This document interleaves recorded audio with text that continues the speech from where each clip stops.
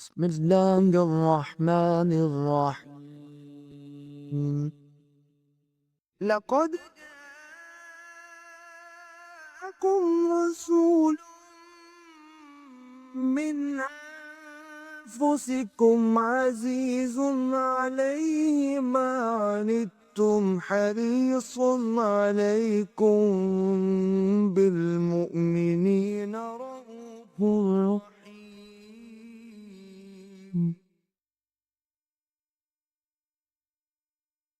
نحمده ونصلي على رسوله الكريم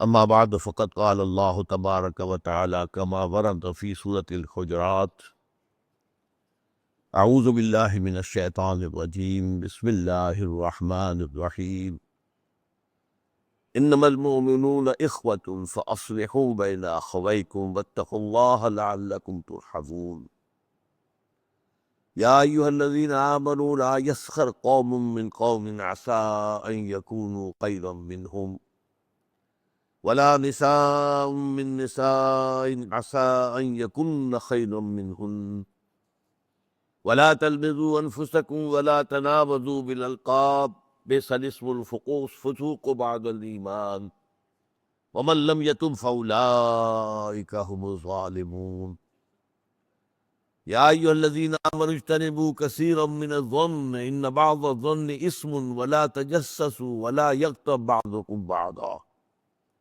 أيحب أحدكم يأكل لحم أخيه ميتا فكرهتموه واتقوا الله إن الله تواب رحيم صدق الله العظيم وعن أبي هريرة رضي الله عنه عن النبي صلى الله عليه وسلم قال من نفس عن مؤمن كربة من كرب الدنيا نفس الله عنه كربة من كرب اليوم القيامة ومن يسر على معسر يسر الله عليه في الدنيا والآخرة ومن ستر مسلما ستره الله في الدنيا والآخرة والله في عون العبد ما كان العبد في عون أخيه ومن سلك طريقا يلتمس فيه علما سهل الله له به طريقا إلى الجنة وما اجتمع قوم في بيت من بيوت الله يتلون كتاب الله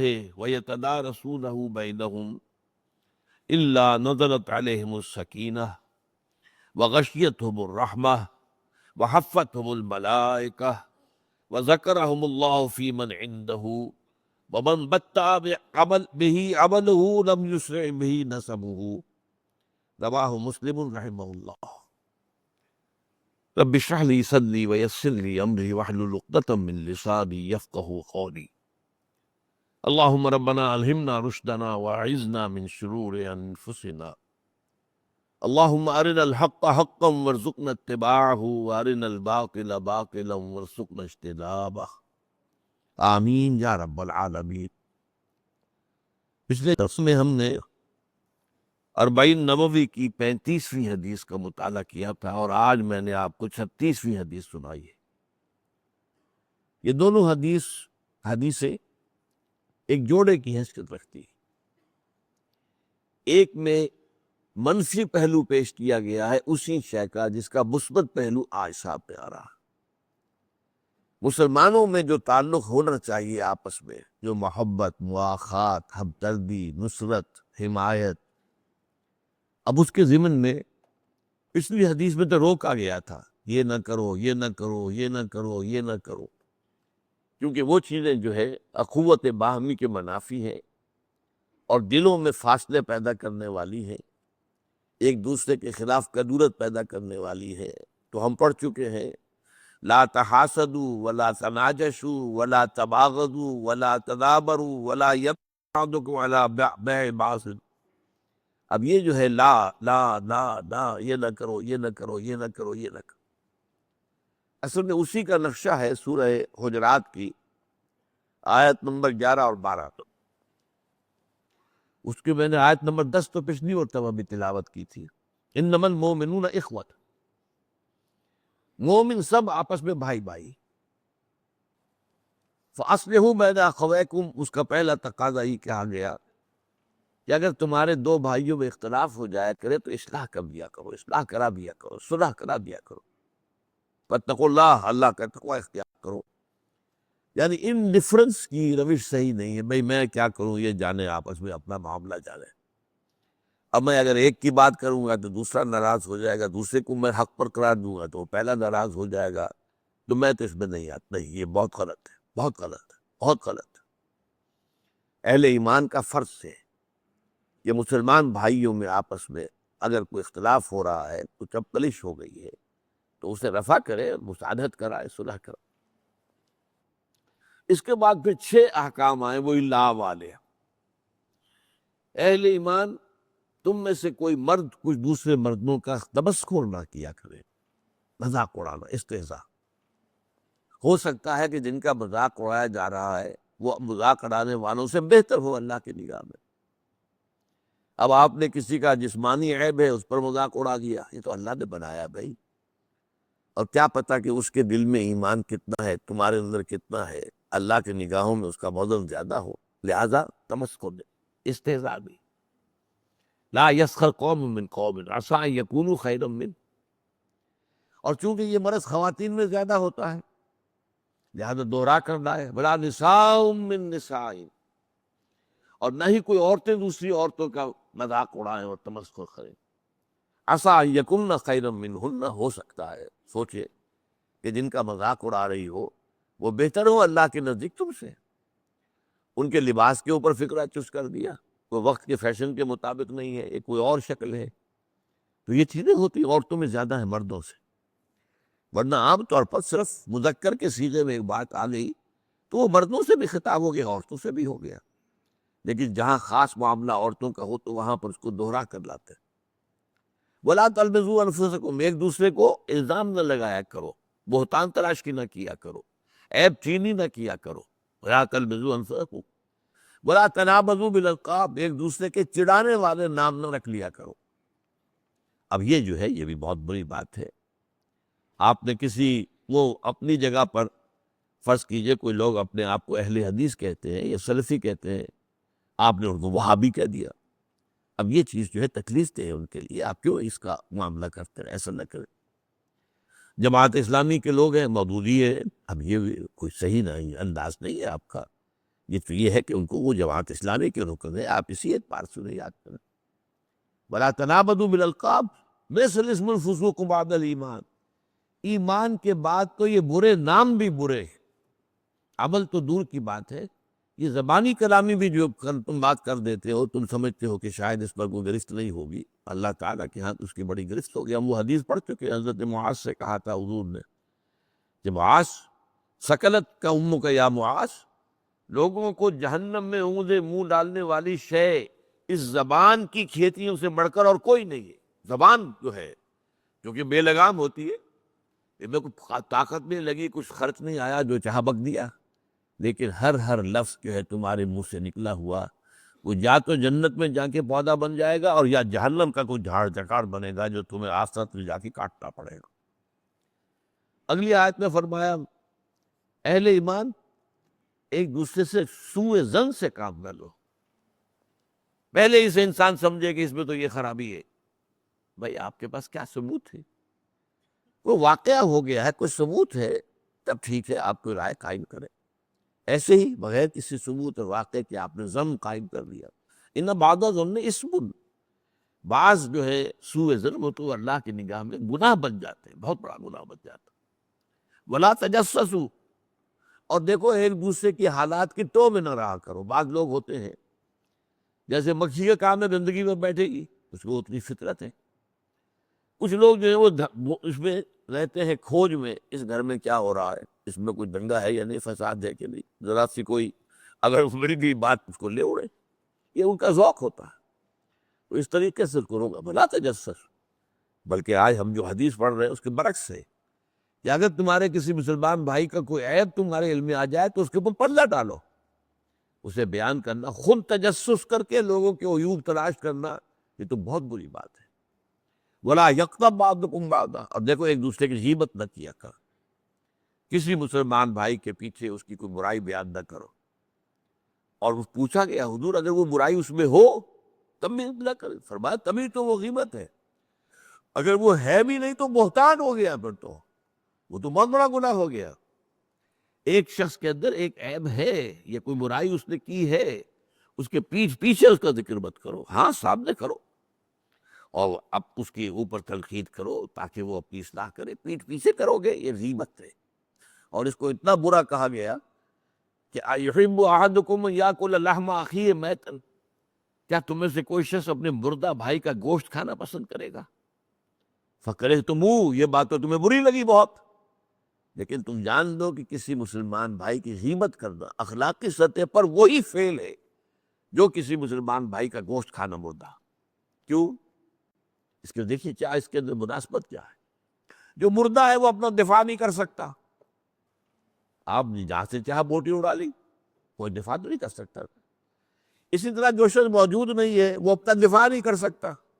وہ موجود ہوتا تو بتاتا بھائی نہیں آپ کو غلط فہمی ہوئی ہے، یہ بات میں نے نہیں کہی ہے، یا بات میں نے نہیں کی ہے، اس کا یہ پس منظر ہے. وہ کچھ نہ کچھ دفاع کرتا نا. جب وہ ہے نہیں وہ اپنی عزت کا دفاع نہیں کر سکتا، جیسے وہ مردہ جو ہے وہ اپنے جسم کا دفاع نہیں کر سکتا. بارہ یہ میں نے آپ کو بتایا یہ انداز ہے قرآن کا، جیسے کہ ہمارے کلمے کی بھی ترتیب یہی ہے. لا الہ الا اللہ، پہلے نفی، لا الہ نہیں ہے کوئی بھی معبود الا اللہ، سوائے اللہ. تو منفی کے بعد اسی طرح سورہ بقرہ میں فرمایا گیا وَمَن يَكْفُرْ بِالطَّاغُوتِ وَيُؤْمِن بِاللَّهِ فَقَدِ اسْتَمْسَكَ بِالْعُرْوَةِ الْوُثْقَىٰ. جو شخص طاغوت کا کفر کرے اور اللہ پر ایمان لائے. طاغوت کون؟ جو بھی اللہ سے سرکش ہے، جو بھی اللہ کے باغی ہیں، جو اللہ کے بجائے اپنے آپ کو حاکم سمجھ بیٹھے ہیں، چاہے وہ حاکم فرعون اور نمرود کی شکل میں ہو یا آج کے دور میں عوام حاکم بن بیٹھے جو چاہے قانون بنائیں گے، ہمارے نمائندے جائیں گے بنائیں گے. وہ شراب کو جائز قرار دے، ہومو سیکشولیٹی کو جائز قرار دے، ہومو سیکشول میرجز کے جواز کا فتویٰ دے، بلکہ رجسٹر کرے. ایک مرد شوہر ہے، دوسرا مرد جو ہے وہ بیوی ہے، قانون کی نگاہ یہی ہوگی. یا ایک عورت شوہر ہے اور ایک عورت بیوی ہے، قانون کی نگاہ میں تو یہ بات ہوگی. حالانکہ گویا کہ فطرت سے بغاوت کا معاملہ یہ. فطرت اللہ نے بنایا ہے عورت اور مرد کو، اس کی تخلیق، اس نے جو جسم بنائے ہیں، جو نفسیات بنائی ہے، وہ ایک دوسرے سے بالکل جدا ہے. تو اس حوالے سے تو در حقیقت یہ سب طاغوت ہے. میرا اور آپ کا جو نفس امارہ ہے وہ بھی طاغوت ہے، کیونکہ ان النفس لامارۃ بالسوء، یہ تو برائی کا حکم دیتا ہے. یہ ہمارے اندر حیوانیت جو ہے یہ تو ادھر ہی چاہے گی. اس زبان کو تو چٹخارے چاہیے، چاہے حلال سے ہو چاہے حرام سے ہو. تمہیں تو دولت چاہیے، چاہے حلال سے آئے چاہے حرام سے آئے. نفس تو کہے گا لے لو، یہ رشوت پیش ہو رہی ہے بھائی، یہ بڑی ضرورت بھی ہے تمہیں، تمہارے وہ بچے کی فیس نہیں گئی ہے ابھی، اب یہ ہے لے لو، کیا حرج ہے. اور پھر یہ کہ وہ سبھی لیتے ہیں، وہ تو بھی تو نہیں ہو. تو یہ سارے جو ہے ہیلے جو ہے وہ نفس سکھاتا ہے انسان، تو وہ بھی طاغوت ہے. ہمارا نفس طاغوت ہے. اور جیسا کہ میں نے کہا جو بھی اللہ کا باغی ہے وہ در حقیقت طاغوت ہے. آج کے دور میں اسٹیٹ جو ہے، ریاست، a secular state is the biggest طاغوت on earth. Secular کے معنی کیا ہے؟ ہمارا کسی مذہب سے، کسی آسمانی ہدایت سے، کسی آسمانی شریعت سے، کسی آسمانی وحی سے کوئی تعلق نہیں. ہاں یہ صرف انفرادی طور پر آپ شریعت محمدی کا انفرادی پہلو اس پر عمل کر سکتے. ہندو جو ہے وہ منو سورتی، اگر ان کا کوئی قانون ہے وہ اپنی انفرادی زندگی میں کریں. اجتماعی زندگی میں کسی مذہب کا کوئی معاملہ نہیں. کوئی دلیل نہیں ہے کہ صاحب قرآن میں یہ لکھا ہے. قرآن میں لکھا رہے، پڑھ لیا کرو، تلاوت کر لیا کرو. یہاں جو ہے ہمارا نظام سیکولر ہے، اس میں مذہب سے کوئی تعلق. یہ سب سے بڑا تعاون ہے.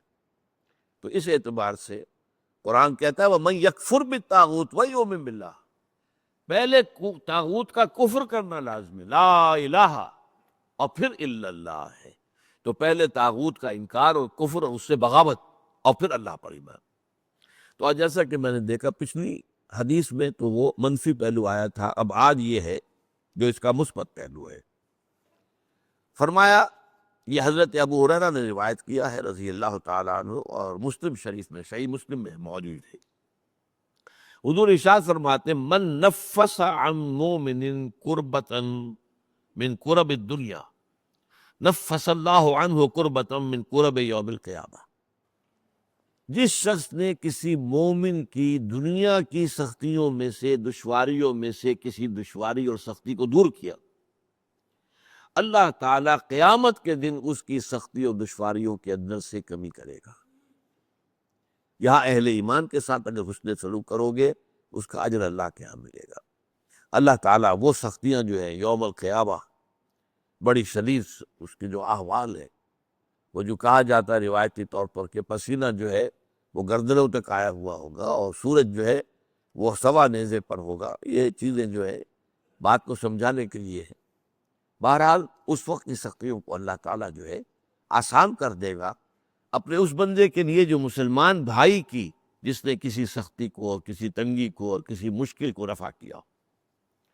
وَمَنْ يَسَّرَ عَلَى مُعْسِرٍ يَسَّرَهُ اللَّهُ عَلَيْهِ فِي الدُّنْيَا وَالْآخِرَةِ، اور جس نے آسانی پیدا کی کسی ایسے شخص پر، کسی ایسے مسلمان پر جو کسی مشکل میں ہے، تنگی میں ہے، مصیبت میں ہے، تنگ دستی بھی ہو سکتی ہے، تو اگر آپ کے اختیار میں ہے کہ آپ اس کی اس جو ہے تکلیف کے اندر آپ کمی کر سکیں اور اس کے لیے آسانی کا راستہ پیدا کر دیں، یا مثلاً آپ نے کسی کو قرض دیا تھا، اس قرض کی ادائیگی کا وقت آ گیا، اس نے کہا تھا 2 سال کے بعد میں دے دوں گا واپس، اب اس کی پوزیشن نہیں ہے، وہ کسی ایسی حالت کے اندر ہے کہ ادا نہیں کر سکتا، تب آپ آسانی کریں، یہ نہ ہو کہ اس کے سر پر سوار ہو جائے، بلکہ یہ کہ آسانی کر دیں۔ پرانے مجید میں تو جہاں سود کی حرمت کا حکم آیا وہاں یہ بھی آیا ہے، وَإِن تَعْفُوا خَيْرٌ لَكُمْ۔ دیکھو، اگر ایک تو یہ کہ تمہارا مقروض جو ہے اگر نہیں دے سکتا تو اس کے لیے مہلت بڑھا دو، کوئی حرج نہیں، اور اگر معافی کر دو تو یہ سب سے بہتر ہے۔ آخر تمہارا مسلمان بھائی ہے، اس نے تم سے قرض لیا تھا، اور قرض ظاہر بات ہے آدمی دیتا ہے اپنی اضافی جو دولت ہے، جو بھی اس کے پاس بچت ہے اسی میں سے دے گا، اور وہ جو ہے اس کے بارے میں تو یہاں تک فرمایا سورہ بقرہ میں کہ یسألونک ماذا ینفقون قل العفو، اے نبی یہ آپ سے پوچھتے ہیں کتنا خرچ کریں ہم اللہ کی راہ میں، انفقوا انفقوا انفقوا انفقوا، تکرار تو بہت، اور کتنا؟ فرمایا جو بھی تمہاری ضرورت سے زائدہ دے دو، لیکن یہ روحانی تقاضا ہے، یہ قانونی تقاضا نہیں ہے۔ قانونی تقاضا بعض لوگوں نے اس کو قانونی بنا دیا اور اس رائے پر پہنچ گیا، اور ان میں حضرت ابو ذر غفاری رضی اللہ تعالیٰ عنہ جیسے جلیل القدر صحابی بھی تھے، کہ کوئی سونا چاندی اپنے پاس رکھنا مطلقاً حرام ہے، نہیں، یہ ان کے اندر چونکہ انتہائی زہد تھا تو اس کا یہ مظاہرہ ہوا۔ لیکن یہ ہے کہ یہ ہے آپ نے جو کوئی دولت آپ کے پاس تھی، آپ نے اس میں زکوٰۃ ادا کر دی، باقی آپ کا ہے، آپ اپنے پاس رکھ سکتے ہیں، اور وہ آپ کی اولاد کو منتقل ہو سکتا ہے۔ وراثت کا قانون آخر کب کیسے لاگو ہوگا؟ اگر اپنے پاس کچھ رکھنا ہی نہیں ہے تو وراثت کس کی ہوگی؟ تو قانون کا معاملہ اور ہے۔ میرا اس پر کتاب چاہے بہت اہم، اسلام کا معاشی نظام، کہ وہ 2 نظام ہے اسلام کے معاشی، ایک ہے روحانی لیول کے اوپر، احسانی لیول کے اوپر، ایک ہے قانونی لیول کے اوپر۔ قانونی لیول پر آپ نے جو کمایا حلال سے کمایا، حرام سے نہیں کمایا، اور اگر ایک وہ آگے بڑھ گیا نصاب سے تو زکوٰۃ دے دی، اب قانونی طور پر باقی تمہارا ہے۔ روحانی کیا ہے کہ اس کو بھی اللہ کے راستے میں دے دو، یسألونک ماذا ینفقون قل العفو۔ تو اگر تمہارا کوئی مقروض ہے، وہ سختی میں ہے، ادا نہیں کر سکتا، تو پہلی بات تو یہ کہ اسے مہلت دے دو، آسانی کر دو۔ وَمَن يَسَّرَ عَلَى مُعْسِرٍ، اور اگر اس سے بھی آگے جیسا کہ میں نے اب بتایا سورہ بقرہ میں آیا ہے، اگر معافی کر دو تو تمہارے لیے بہت ہی بہتر ہے، بہت بڑی کمائی، بہت بڑی نیکی بن جائے گی۔ یسر اللہ علیہ فی الدنیا والآخرہ، تو جو شخص اپنے کسی مومن بھائی کی کسی تنگی کو، سختی کو نرمی میں بدلے گا تو اللہ تعالیٰ دنیا اور آخرت میں اس کے لیے آسانیاں پیدا کرتے ہیں۔ وَمَن سَتَرَ مُسْلِمًا سَتَرَهُ اللَّهُ فِي الدُّنْيَا وَالْآخِرَةِ، اور جس شخص نے کسی مومن کی عیب پوشی کی، ایک عیب ہے آپ کی نظر میں آ گیا ہے، تجسس تو آپ نے نہیں کرنا، خود تو تلاش نہیں کرنا، خود جو ہے اس کے لیے آپ ٹوہ میں لگے رہے، نہیں یہ تو آگے وہ میں نے آپ کو آیت سنا دی، بولا تجسس۔ اب ایک چیز ہے آئی گئی ہے آپ کے سامنے، پردہ ڈالو، یہ نہیں کہ وہ کا ڈنڈورا پیٹ دو، اس کا جو ہے لوگوں کے اندر چرچا کر دو، نہیں، اللہ تعالیٰ کو یہ پسند نہیں ہے۔ ان تشیع الفاحشہ، جس کوئی شے جو ہے وہ شائع ہو جائے، پھیل جائے، اگر کوئی چیز ایسی ہے تو اسے رکھو اپنے پاس، آگے بیان نہ کرو، آگے مت بڑھاؤ اس کو۔ وَمَن سَتَرَ مُسْلِمًا سَتَرَهُ اللَّهُ فِي الدُّنْيَا وَالْآخِرَةِ، جو کسی مسلمان کی ستر پوشی کرے گا، عیب پوشی کرے گا، اللہ تعالیٰ اس کے عیوب پر پردہ ڈالے گا آخرت کے اندر، دنیا میں بھی آخرت میں بھی۔ دنیا میں بھی اللہ تعالیٰ نقد سب کی بدلہ دے گا، آخر تمہارے اندر بھی تو کوئی عیب ہے نا، بے عیب تو ذات اللہ کی ہے، کون ہے جس میں کوئی خطا نہیں ہے، کوئی کمی نہیں ہے؟ وہ حدیث بھی یاد کر لیجئے، کل بنی آدم خطاؤن و خیر الخطائین التوابون، تمام بنی آدم نہایت خطا کار ہیں، ان خطا کاروں میں بہتر وہ لوگ ہیں جو توبہ کرتے، پلٹ جائے، رجوع کرے، گناہ پر اصرار نہ کرے، ڈیرا ڈال کر بیٹھ نہ جائے۔ جیسے مثال میں دیا کرتا ہوں، اگر کہیں بارش ہوئی ہے، کیچڑ ہے، آپ جا رہے ہیں تو آپ کا پاؤں جو ہے پھسلا، آپ گر گئے تو پڑے تو نہیں رہتے نا وہاں، فوراً اٹھتے۔ تو جو لوگ بھی اس طریقے سے کہیں لغزش ہو گئی ہے نفس کی وجہ سے، کسی اور کوئی حالات جو ہے ماحول کے اثرات کے تحت آپ سے کوئی گناہ سرزد ہو گیا ہے، تو فوراً توبہ کرو اللہ کی طرف۔ اور اس پر سورہ نساء میں فرمایا ہے کہ اگر فوراً توبہ کرو گے تو اللہ تعالیٰ کے ذمے واجب ہے تمہاری توبہ کو قبول کرنا۔ انما التوبۃ علی اللہ للذین، ان لوگوں کے حق میں یعملون السوء بجہالۃ ثم یتوبون عن قریب، اگر بالکل جدی فوری طور پر جو ہے جذبات کے رو میں ایک کام غلط میں کر بیٹھا ہے، اللہ معاف فرما دے، تو یہ چیز جو ہے اللہ تعالیٰ پھر معاف کرنے والا ہے۔ تو دنیا میں بھی تمہارے عیوب پر پردہ ڈالے گا اللہ، اور آخرت میں بھی۔ واللہ فی عون العبد ما کان العبد فی عون اخیہ، کس قدر پیارے یہ جو تعلیمات ہیں آپ اندازہ کیجیے، کس قدر عمدہ اور جامع الفاظ کے اندر۔ اور دیکھو اللہ تعالیٰ اپنے بندے کی مدد میں لگا رہتا ہے، ما کان العبد فی عون اخیہ، جب تک کہ بندہ اپنے بھائی کے کام میں لگا ہوتا ہے۔ آپ اپنے بھائی کے کام میں لگے، آپ وقت لگا رہے ہیں، اللہ تعالیٰ آپ کے کام میں لگ جائے گا، آپ کی ضرورتیں پوری کرے گا۔ اب یہ اونچا درجہ دیکھیے، خدمت خلق ہے، کسی بھائی کی مدد ہے، اس میں وقت بھی لگ رہا ہے۔ کوئی ایسا شخص ہے جو مظلوم ہے اور وہ آپ سے آ کے کہتا ہے کہ صاحب فلاں حاکم کے پاس جا کر بتائیے میری بات، وہ میری بات تو کوئی سن نہیں رہا ہے، تو اگر اس کی بات حق ہے اور آپ جا کر جو ہے شفاعت کرتے ہیں، اس کی سفارش کرتے ہیں، یہ شفاعت حسنہ کہلاتی، اس میں بڑا اجر و ثواب ہے۔ اب آپ جائیں گے اس کے ساتھ اور جا کر اپنا وقت لگائیں گے تو ظاہر بات ہے کہ اس پر آپ اس کی مدد میں جا رہے ہیں نا، تو اب اتنے عرصے تک آپ کے سارے کام اللہ سنبھال لے گا۔ من واللہ فی عون العبد ما کان العبد فی عون اخیہ، جیسا کہ ایک واقعہ آتا ہے بہت مشہور، مکے میں ایک شخص آیا، کوئی تاجر تھا، ابو جہل نے اس سے کچھ مال وال خریدا، بہت پیسے نہیں دیے، اب وہ بیچارہ فریاد کرتا پھر رہا ہے۔ تو وہ آیا، ایک جگہ پر سردار بیٹھے ہوئے تھے بہت سے، ان کے پاس گیا، فریاد کی کہ دیکھے ابو جہل جو ہے میری رقم نہیں دے رہا۔ انہیں شرارت سوجی کہ دیکھیں تماشا دیکھتے ہیں۔ اس نے کہا دیکھیں وہ شخص جو وہاں پر نماز پڑھ رہا ہے نا، اس کے پاس جاؤ، وہ تمہارا مال دلوا سکتا ہے۔ وہ حضور تھے صلی اللہ علیہ وسلم۔ اب حضور کا تو کٹر دشمن ہے ابو جہل، اس نے جا کر اپنی بات کی ہے، حضور چل پڑے۔ ابو جہل کے دروازے پر جا کر دستک دی، وہ باہر آیا، فرمایا اس کا مال ادا کر دو۔ وہ فوراً گیا، خاموشی کے ساتھ آ کے بات دیکھی۔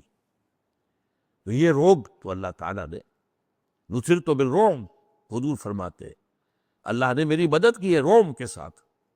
اب ظاہر بات ہے کہ آپ کے چہرہ مبارک کا جو بھی روب پڑا ہے اس کے اوپر، اس نے چوں نہیں کی، لا کے دے دیا۔ اب یہ بھی ہے نا، ایک بندے کی آپ مدد کے لیے اس کے ساتھ چلے اور اس کے پاس جا رہے ہیں جو آپ کا دشمن ہے، تاکہ کم سے کم اس مظلوم کا جو ہے اس کی کوئی داد رسی ہو جائے۔ واللہ فی عون العبد ما کان العبد فی عون اخیہ۔ اب جو حدیث کا ٹکڑا آ رہا ہے، یہ یوں سمجھیے کہ جس کام میں میں نے اپنی زندگی کے 50 برس لگائے، ویسے تو اس سے زیادہ لمبا عرصہ ہے، میں جب میڈیکل کالج میں پڑھتا تھا 51 سے نہیں 49 سے 54 تک، 1951 1949 سے 1954 تک 5 برس کا 5 سال کا کورس ہوتا ہے ایف ایس سی کے بعد۔ اس زمانے میں بھی میرا درس قرآن ہوتا تھا اور پسند کیا جاتا تھا، وہ مناسبت اللہ نے عطا فرما دی تھی۔ لیکن اس کے بعد تو آپ کو معلوم ہے کہ پھر تو میرا زندگی کا جو ہے اصل کام یہ رہا۔ قرآن پڑھنا پڑھانا، سمجھنا سمجھانا، سیکھنا سکھانا، عام کرنا۔ اللہ کا شکر ہے کہ بہت سے نوجوان ایسے تیار ہو گئے جو اسی انداز میں اب درس دے رہے ہیں، اور وہ کام کر لیں۔ چراغ سے چراغ روشن ہوتا ہے، ایک اکیلے آدمی سے کیا ہوگا؟ لیکن یہ ہے کہ آگے اگر اس کام کو لے کر چلنے والے ہیں تو گویا کہ میری محنت سفل ہو رہی ہے۔ اب اس کے اعتبار سے یہ حدیث بہت اہم ہے اس کام کے لیے۔ پہلی بات تو فرمائی وَمَنْ سَلَكَ طَرِيقًا يَلْتَمِسُ فِيهِ عِلْمًا، جس شخص نے کوئی راستہ طے کرنا شروع کیا جس سے اس کا مقصد حصول علم تھا، کہیں جا رہا ہے، جیسا کہ آپ کو معلوم ہے کہ اب جب احادیثیں جمع کی گئی ہے تو کسی شخص کو محدث کو معلوم ہوا کہ فلاں بصرہ میں یا بغداد میں ایک ہے صاحب کہ جو اس حدیث کی روایت کرتے ہیں جس میں کہ روایت کی چین کم ہے، لمبا سفر کر کے گئے ہیں، جا کر کہا میں نے سنا ہے کہ آپ حضور کی حدیث روایت کرتے ہیں، جی ہاں یہ حدیث ہے، فوراً واپس، بس حدیث سنی اور واپس۔ وہ کہا بھی نہیں، میں ایک مقصد کے لیے آیا تھا اور میں اس مقصد میں کسی اور چیز کو اس میں شامل نہیں کرنا، خالصتاً لوجہ اللہ۔ تو ظاہر بات ہے کہ علم کے حصول کے لیے، پھر بعد میں ظاہر بات ہے کہ لوگ سفر کرتے تھے، جاتے تھے مراکز علمی میں، اور آپ کو معلوم ہے شیخ عبد القادر جیلانی رحمۃ اللہ علیہ کو جب ان کی والدہ نے روانہ کیا تھا حصول علم کے لیے، تو کچھ اشرفیاں ان کی جو صدری تھی، یہ واسکر جو ہم پہنتے ہیں اس کی اندر سیدھی تھی کہ یہ وقت آئے گا تو کسی کو ضرورت آئی۔ وہاں راستے میں ڈاکوؤں نے ڈاکہ ڈالا، ڈاکوؤں کا سردار ہر ایک سے پوچھا تمہارے پاس کیا ہے؟ اب ہم کہتے کچھ نہیں ہے، لیکن بھی تلاشی میں کوئی نکل آتا تھا۔ اس نوجوان سے پوچھا، اس نے کہا 32 اشرفیاں ہیں۔ اب یہ حیران ہوا کہ یہ اس نے کیوں صاف کر دیا، کہاں ہیں؟ ہمیں تو نظر نہیں آئی۔ ہم نے کہا یہ سلی ہوئی جو ہے میری جیکٹ کھول کے دیکھ لو، 30 اشرفیاں۔ اتنا اثر ہوا کہ وہ جو ہے تعین ہو گیا، وہ اشرفیاں بھی واپس کی، باقی بھی جن کا مال لوٹا تھا وہ واپس کیا، اور پھر اس کی زندگی جو ہے وہ نیکی کی۔ یہ چیز ہوتی یقیناً اس کے اندر جو ہے خیر ہوتا۔ تو من سلک طریقا یلتمس فیہ علما سہل اللہ لہ بہ طریقا الی الجنہ، جو شخص کوئی راستہ اختیار کرتا ہے، سفر اختیار کرتا ہے حصول علم کے لیے، اللہ تعالیٰ اس کی بدولت اس کے لیے جنت کا ایک راستہ آسان کر دیتا ہے۔ طلب علم کا سفر گویا کہ جنت کی طرف سفر ہے۔ وہ علم کون سا ہے؟ وہ ایک علم تو وہ ہے جو ہم سیکھنے امریکہ جاتے ہیں، فلانی انجینئرنگ پڑھنے جا رہے ہیں، اور یہ علم اور ہے، یہ فنون ہے، علم نہیں ہے، فن ہے۔ جیسے آپ کو معلوم ہے کہ ایک موچی بیٹھا ہوا اپنی وہ جوتی گانٹ رہا ہے اور کچھ پیسے مل جاتے ہیں اسے، یہ ایک فن ہے، ہر شخص تو نہیں گانٹ سکتا، یہ اس کے پاس ایک فن ہے۔ ایک ترخان ہے، اس کے پاس ایک فن ہے، آپ اس سے کام لیتے ہیں۔ یہی معاملہ ایک بڑے سرجن کا ہے، وہ بھی کیا کرتا ہے؟ جسم کو چیرا ہے، اس میں سے کوئی چیز غلط نکال دی، پھر سی دیا، اور یہی ہے نا، یہ فنون ہے، ڈاکٹری ہو، انجینئرنگ ہو، یہ علوم نہیں ہے، یہ فنون ہے، فن ہے۔ علم تو کیا ہے؟ علم تو اللہ کی کتاب ہے، علم رسول کی سنت ہے صلی اللہ علیہ وسلم، یہ علم ہدایت۔ در حقیقت علم کیا ہے؟ علم ہدایت۔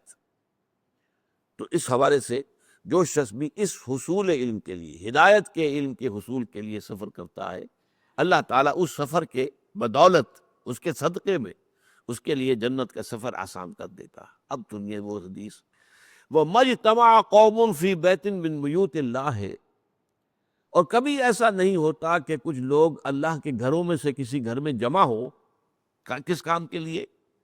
یتلون کتاب اللہ، اللہ کی کتاب کی تلاوت کرنے کے لیے، وَيَتَدَارَسُونَهُ بَيْنَهُمْ، آپس میں ایک دوسرے کا درس دینے کے لیے۔ ایک تو درس ہمارا ہوتا ہے، یہ مونولوگ ہے، اس لیے کہ بتانا پڑتا ہے، یہ عربی ہے، اس کے یہ معنی ہے، اس کا یہ ہے، یہ ترکیب ہے، یہ ترجمہ ہے، پھر اس کا مفہوم۔ ایک ہوتا ہے کہ آپ ایک اسٹڈی سرکل بنا کر بیٹھ جائیں، ایک آیت پڑھی، بھئی آپ نے کیا سمجھا اس سے، آپ نے کیا سمجھا، آپ نے کیا سمجھا۔ اور یہ بھی ہوتا ہے بعض اوقات، یہ میں نے دیکھا ہے، انگلینڈ میں دیکھا 1970 کے دسمبر میں، کہ وہاں جو ایک ہاسٹل تھا، جو پاکستانی لڑکوں کا ہاسٹل تھا، وہاں یہ ہوتا تھا جمعے کے بعد بیٹھ جاتے تھے لڑکے، اور وہاں کے لڑکے کون سے تھے؟ ایک پی ایچ ڈی کر چکے، دوسرا کر رہے ہیں، یا ایک M A M S C کر کے آ کے پی ایچ ڈی کر رہے ہیں، وہ تھے، وہ کوئی پرائمری کے یا ہائی اسکول کے تو نہیں تھے۔ اب وہ کیا کرتے تھے؟ حلقہ بنایا ہے، بیٹھے ہیں، ایک رکوع جو ہے قرآن کا آپ نے پڑھا، آپ نے غلطی کی تو اس کو تصحیح کر دی گئی، وہی رکوع دوسرے نے پڑھا، تیسرے نے پڑھا، تاکہ تجوید صحیح ہو جائے۔ پھر ان کے ذمہ یہ ہوتا تھا کہ تم فلاں تفسیر پڑھ کے آنا، تم فلاں تفسیر پڑھ کے آنا، تم فلاں تفسیر پڑھ کے آنا، تم فلاں تفسیر، اور اپنا اپنا بیان کر۔ تو اسے ہم کہیں گے اسٹڈی سرکل۔ یہ تدارس ہے، ایک ہے درس اور یہ ہے تدارس۔ تو فرمایا کہ جب وہ اللہ کے گھروں میں سے کسی گھر میں جمع ہو اللہ کی کتاب کو پڑھنے کے لیے اور آپس میں باہم ایک دوسرے کو سمجھنے سمجھانے کے لیے، تو کیا ہوتا ہے؟ اللہ نزلت علیہم السکینہ، ان پر سکینت نازل ہوتی ہے اللہ کی طرف سے، سکون، اطمینان، جو ایمان کا اصل حاصل کیا؟ امن۔ امن ایمان سے ہے۔ اسی لیے جب نیا چاند دیکھتے تھے حضور، مہینے کا نیا چاند، تو کیا کہتے تھے؟ اللہم اہلہ علینا بالامن والایمان والسلامت والاسلام۔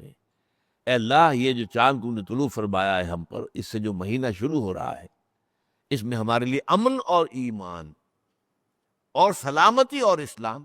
سلامتی اسلام سے ہے، امن ایمان سے ہے۔ امن ایک داخلی کیفیت ہے، سلامتی ایک معاشرتی معاملہ ہے۔ سلامتی ہو، کوئی امن ہو، یہ باہر کا امن جو ہے یہ سلامتی ہے، تاکہ کسی کو کسی سے نقصان نہ پہنچے، کوئی کسی کو قتل نہ کر رہا ہو، کوئی کسی کا مال نہ چھین رہا ہو، ایک دوسرے کے لیے سلامتی بن جائے۔ سلامن سلامہ، قیلن سلامن سلامہ۔ اور حضور نے فرمایا افشوا السلام بینکم، اپنے مابین سلام کو عام کیا کرو۔ اسی لیے سلام میں سبقت جو کرتا ہے اسے اجر زیادہ ملتا ہے۔ اور اگر جو، ویسے تو یہ آداب تو یہ ہے کہ چھوٹے بڑوں کو سلام کرے، لیکن اگر کہیں بڑا چھوٹے کو سلام کرے تو دگنا ثواب لے جائے گا۔ اور فرض کیجئے کہ وہ چھوٹے کو ایک طرح کی تعدیب ہو جائے گی، ادب کی تعلیم ہو جائے گی کہ بھائی سلام کرنا چاہیے، تو ہر مسلمان کو سلام کرو۔ ایک حدیث میں بڑے پیارے الفاظ آئے، لن تدخلوا الجنۃ حتی تؤمنوا ولا تؤمنوا حتی تحابوا افلا ادلکم علی شیء اذا فعلتموه تحاببتم افشوا السلام بینکم۔ دیکھو تم ہرگز جنت میں داخل نہیں ہو سکو گے جب تک کہ مومن نہ ہو۔ ٹھیک بات ہے۔ اگلی بات، اور ہرگز مومن نہیں ہو سکو گے جب تک آپس میں محبت نہ کرو۔ یہ اب آج کی حدیث سے متعلق کتنا زبردست مضمون آ گیا۔ لن تدخلوا الجنہ حتی تؤمنوا ولا تؤمنوا حتی تحابوا، حب سے، آپس میں ایک دوسرے سے محبت میں کرو۔ اور فرمایا افلا ادلکم علی شیء اذا فعلتموه تحاببتم، کیا میں تمہیں نہ بتاؤں، تمہاری رہنمائی نہ کرو اس چیز کی طرف کہ اگر تم اس پر عمل کرو تو آپس میں محبت پیدا ہو جائے گی۔ اور وہ چیز کیا ہے؟ افشوا السلام بینکم، اپنے درمیان سلام کو عام کرو، پھیلاؤ۔ قیلن سلاما سلامہ، معاشرے کے اندر ہر طرف سے۔ اب دیکھیے یہ دنیا میں اور بھی ہے، گڈ مارننگ، گڈ ایوننگ ہے، وغیرہ وغیرہ، آئی اور ہلو ہلو جو کرتے ہیں، اس میں بہترین جو ہے گریٹنگ السلام علیکم۔ اور اس کا جواب فرمایا گیا کہ تم جواب پلٹ کر دو تو زیادہ دو، اور نہیں تو کم سے کم اتنا جواب تو دے دو۔ بعض لوگ جو ہیں وہ اپنے وہ تکبر میں سلام کیا کسی نے، بس سر لا دیا، یہ نہیں، یہ تکبر کی علامت۔ وعلیکم السلام، یہ تو کم سے کم ضرور کہو، یہ تو قرض ہو گیا تم پر۔ اس نے تمہیں کہا السلام علیکم تو کم سے کم وعلیکم السلام تو کہو نا، بلکہ بہتر یہ ہے کہ بڑھا کر دو، السلام علیکم ورحمۃ اللہ وبرکاتہ، یہ بڑھا کر دو۔ تو اس حوالے سے یہ سلام، مجتمع قوم فی بیت من بیوت اللہ یتلون کتاب اللہ ویتدارسونہ بینہم الا نزلت علیہم السکینہ، ان پر سکون، اطمینان کی کیفیت نازل ہوتی ہے۔ وغشیتہم الرحمہ، اور رحمت خداوندی انہیں ڈھانپ لیتی ہے، سایہ کرتی ہے۔ رحمت خداوندی، میرا کلام پڑھ رہے ہیں، لہذا اللہ تعالیٰ کی رحمت جوش میں آتی ہے۔ میری باتیں سمجھنے کی کوشش کر رہے ہیں، میرے کلام کو سمجھنے اور سمجھا رہے ہیں۔ وحفتہم الملائکہ، تیسری بات، سکینت نازل ہو رہی ہے، رحمت ان کے اوپر چھا جاتی ہے، ڈھانپ لیتی ہے، اور فرشتے ان کے گرد گھیرا ڈال لیتے ہیں، چاروں طرف فرشتے۔ حفتہم الملائکہ، اور سب سے اونچی بات آپ سنیے، وَذَكَرَهُمُ اللَّهُ فِي مَنْ عِندَهُ، اللہ ان کا ذکر کرتا ہے ان کے سامنے جو اس کے پاس ہے۔ پاس کون ہے؟ ملائکہ مقربین، ملائکہ کے بھی تو درجے ہیں نا. ایک ملائکہ جو ہے وہ دنیا کے ملائکہ یہاں کے انتظام السلام میں لگے ہوئے، ایک ملائکہ مقربین ہے جو اللہ تعالیٰ سے نہایت قرب رکھتے ہیں، ایک وہ 8 فرشتے ہیں جو اللہ کے عرش کو تھامے ہوئے. تو آپ فرشتوں کے اندر بھی تو حفظ مراتب کا معاملہ ہے نا، کس کا کیا رتبہ ہے، کس کا کیا رتبہ ہے، جبرائیل کا کیا رتبہ ہے. تو اس لیے جو اس کے پاس ہیں ان میں اللہ ذکر کرتا ہے کہ دیکھو میرے بندے. اور بات کہنے کی کیا ہے، دیکھو تم کہتے تھے یہ آدم جو ہے اللہ تو یہ جو بنا رہا ہے یہ تو خوریزی کرے گا، یہ تو فساد بچائے گا. دیکھو میرے بندے، کیا ان کے کوئی دنیاوی غرض ہے اس وقت؟ وہ صرف میرے کلام کو سمجھنے کے لیے آئے. میرے گھروں میں سے ایک گھر میں، اس میں یہ ہے کہ ایک تو اولاً تو یہ مسجد شمار ہوگی کیونکہ بیت اللہ ہے، من بیوت اللہ. تو یہ بھی مسجدیں جو ہیں یہ اللہ کے گھر ہیں، اس میں تو کوئی شک نہیں. بیت اللہ ہم کہتے ہیں خانہ کعبہ کو، مسجد حرام کو. لیکن آپ نے فرمایا صلی اللہ علیہ وسلم کہ کل روئے زمین کی مسجدیں یہ کعبے کی بیٹیاں ہیں، بنات ہیں، بیٹیاں ہیں. یہ بھی کعبے کی بیٹی ہے جس میں آپ اس وقت بیٹھے. لیکن یہ کہ جو شارحین حدیث ہیں انہوں نے اس کو عام رکھا ہے، یہ صرف مسجد کے ساتھ خاص نہیں، جس جگہ بھی کوئی مکان اس کے لیے مقرر کر لیا ہے، ظاہر بات ہے ہر جگہ اللہ ہی کی ہے، اور وہ کام آپ نے اس کام کے لیے خاص کیا ہے تو وہ بھی گویا کہ اللہ تعالیٰ کے بیوت میں اس کا شمار ہوگا. یہ چیز جو ہے یہ شارحین حدیث نے کہی ہے. تو پھر سن لیجئے، وَمَجْتَمَعَ قَوْمٌ فِي بَيْتٍ مِّن بُيُوتِ اللَّهِ، نہیں جمع ہوتے کوئی لوگ اللہ کے گھروں میں سے کسی گھر میں، یتلون کتاب اللہ ہے، اللہ کی کتاب کو پڑھتے ہوئے، وَيَتَدَارَسُونَهُ بَيْنَهُمْ، اور آپس میں اس کا ایک دوسرے کو افہام و تفہیم کرتے ہوئے، سمجھنے اور سمجھاتے ہوئے، إِلَّا نَزَلَتْ عَلَيْهِمُ السَّكِینَةُ، مگر یہ کہ ان پر سکینت نازل ہوتی ہے، وَغَشِيَتْهُمُ الرَّحْمَةُ، اور رحمت خداوندی ان کو ڈھانپ لیتی ہے، وَحَفَّتْهُمُ الْمَلَائِکَةُ، اور فرشتے ان کے گرد گھیرا ڈال لیتے ہیں، وَذَكَرَهُمُ اللَّهُ فِي مَنْ عِندَهُ، اور اللہ تعالیٰ جو ہے ذکر کرتا ہے، ان کا تذکرہ کرتا ہے. دیکھو میرے بندے، میرے فلاں گھر میں یا فلاں مقام پر میرے کتاب کو پڑھنے کے لیے جمع ہے، ان کا کوئی اور اس کے اندر مقصد نہیں، کوئی ان کی دنیاوی غرض و غایت اس میں نہیں ہے سوائے میری کتاب سے محبت. اور ظاہر بات ہے وہ میری وجہ سے ہے نا، میری محبت کی وجہ سے میری کتاب کی محبت ہے. جیسے میں نے آپ کو حدیث سنائی تھی، اللہ اللہ فی اصحابی لا تتخذوهم من بعدی غرضا فمن احبهم فبحبی احبهم ومن ابغضهم فببغضی ابغضه. دیکھو اللہ سے ڈرو، اللہ سے ڈرو میرے اصحاب کے بارے میں، یعنی ان پر تنقید کرنا، سب و شتم کرنا، ان کی برائی بیان کرنا، اس سے بچو. اور اس کے بعد فرمایا کہ جو ان سے محبت کرتا ہے وہ میری محبت کی وجہ سے کرتا ہے. کیونکہ وہ کون ہے؟ صحابی. کس کا صحابی؟ محمد کا صلی اللہ علیہ وسلم. تو وہ تو نسبت محمدی کے ساتھ صحابی بنا ہے نا، تو میری محبت ہے تو اس کی بھی ہوگی. اور دوسری بات، وَمَنْ أَبْغَضَهُ فَبِبُغْضِي أَبْغَضَهُ، جو ان سے بغض رکھے ان کا اصل بغض مجھ سے، میرے صحابہ پر جو بغض نکالتا ہے اور سب و شتم کرتا ہے، انہیں برا بھلا کہتا ہے، ان پر تنقیدیں کرتا ہے، در حقیقت اسے مجھ سے بغض ہے. مجھ پر تو اپنا یہ بغض نکال نہیں سکتا. آسمان پر تھوکا جو ہے وہ تو سر پہ آئے گا نا، اپنے منہ پہ ہی آئے گا. تو وہ تو اتنی بلند شخصیت ہے، کیا کریں گے؟ وہ تو یہ ہے کہ وہ بہت ہی بد نصیب اور بہت ہی سمجھیے آپ کے جو بھی بدطینت انسان ہو سکتے، وہ روشنی ہو، چاہے وہ نام کا مسلمان تھا، یا تسلیمہ ہے بنگلہ دیش کی، وہ بھی نام کی مسلمان ہے. باقی اس کے بعد جو بھی ڈنمارک میں ہو رہا ہے، کہیں اور ہو رہا ہے، وہ تو غالباً دشمن ہے ہی، لیکن نام نہاد مسلمانوں میں بھی ایسے لوگ نکل آ رہے. لیکن یہ ہے کہ بہرحال عام طور پر جو ہے لوگ حضور کے اوپر حملہ نہیں کرتے، بلکہ حملہ اپنے صحابہ پر کرتے. لیکن اس حملے کی زد میں کون آتے؟ حضور آتے ہیں. کیونکہ درخت اپنے پھل سے پہچانا جاتا ہے. پھل کڑوا ہے تو آپ کہیں گے کہ یہ درخت جو ہے اس کا عام اچھا نہیں ہے، تو وہ تو درخت کے اوپر بات گئی نا. اگر اچھا ہے تو وہ درخت گویا کہ اچھا پھل دینے والا ہے. آخری بات، وَمَن بَطَّأَ بِهِ عَمَلُهُ لَمْ يُسْرِعْ بِهِ نَسَبُهُ. بہت عمدہ بات. جس شخص کو پیچھے رکھ دیا اس کے عمل نے، اسے آگے نہیں کر سکے گا اس کا نسب. میں فلاں ابن فلاں ابن فلاں ہوں، میں تو فلاں کا جو ہے نسل سے ہوں، ہم تو نسل ابراہیمی سے ہیں. یہودیوں کو اسی پر تو فخر تھا، نحن ابناء اللہ و احباؤہ، ہم تو اللہ کے بیٹوں کی طرح ہیں اور بڑے ہی محبوب ہیں اس کے. ہمارے ہاں بھی اسی طرح کے معاملات ہوتے ہیں. ایک سید زادہ ہے، وہ اپنے نسب پر فخر کر رہا ہے، میں تو سید زادہ ہوں. اپنی جگہ ہے، حسب نسب اپنی جگہ ہے، اسلام اس کی نفی نہیں کرتا. لیکن یہ ہے کہ اگر اس کا اپنا عمل جو ہے وہ پیچھے رہ گیا اور اس عمل نے اسے پیچھے چھوڑ دیا تو پھر یہ نسب کی وجہ سے آگے نہیں آ سکتا. قدر جو ہے وہ انسان کا اپنا عمل ہے، جو تم کماتے ہو اسی سے تمہارا مقام معین ہوگا، نسب کی بنیاد پر نہیں. جیسے آپ کہتے ہیں فارسی میں بڑی عمدہ کہاوت ہے، پدرم سلطان بود، پدرم سلطان بود، میرا باپ تو بادشاہ تھا. اب وہ کوئی کہتا ہے تراچے، بھائی تم بتاؤ تم کیا ہو؟ تراچے. اب پدرم سلطان بود تو تھا، لیکن یہ کہ تم کیا ہو یہ بتاؤ.